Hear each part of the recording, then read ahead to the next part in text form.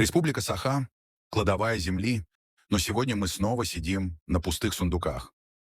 Алмазы — наш главный ресурс, который год не дают стабильности, потому что мы ими не владеем. Ими распоряжается Москва. Алроса — крупнейшая алмазная добывающая компания России. В последние годы столкнулась с рядом серьезных проблем, которые негативно сказались на ее финансовых показателях и операционной деятельности. В 2024 году чистая прибыль компании упала на 77,4%, составив 19,2 миллиарда рублей, по сравнению с 85 миллиардами рублей в 2023 году. Выручка Алроса снизилась на 26%, достигнув 239 миллиардов рублей, что ниже ожиданий аналитиков. Чистый долг компании увеличился втрое, достигнув 107,9 миллиарда рублей, а соотношение чистого долга к EBITDA выросло с 0,3 до 1,4. Это тревожный сигнал. Если этот коэффициент продолжит расти, компания может столкнуться с серьезными финансовыми проблемами.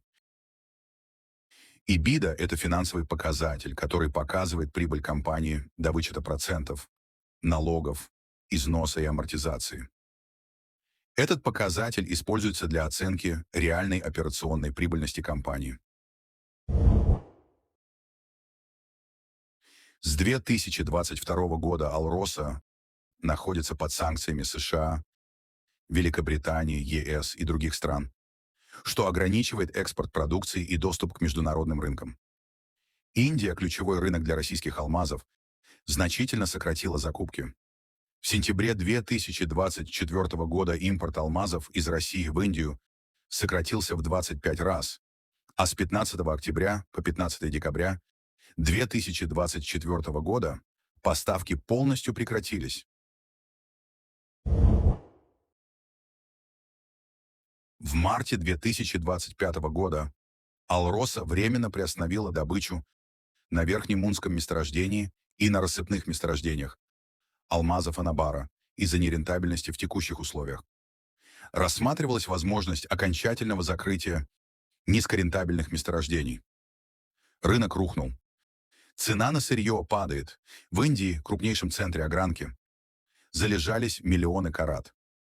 Покупатели отказываются от российских камней, не хотят рисковать попасть под вторичные санкции.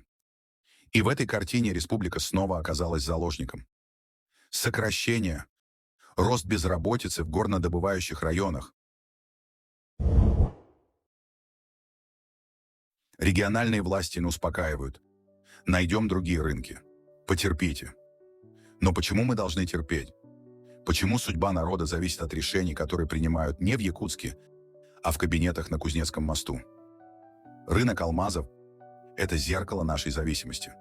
Мы сидим на сокровищах, но ничего в реальности не решаем. Нам дают ровно столько, чтобы мы молчали. Алмазный доход должен принадлежать народу Саха. Мы должны сами решать, куда идут ресурсы нашей земли. Иначе нас ждет не развитие, а выживание. И все это под сверкающей вывеской национального достояния.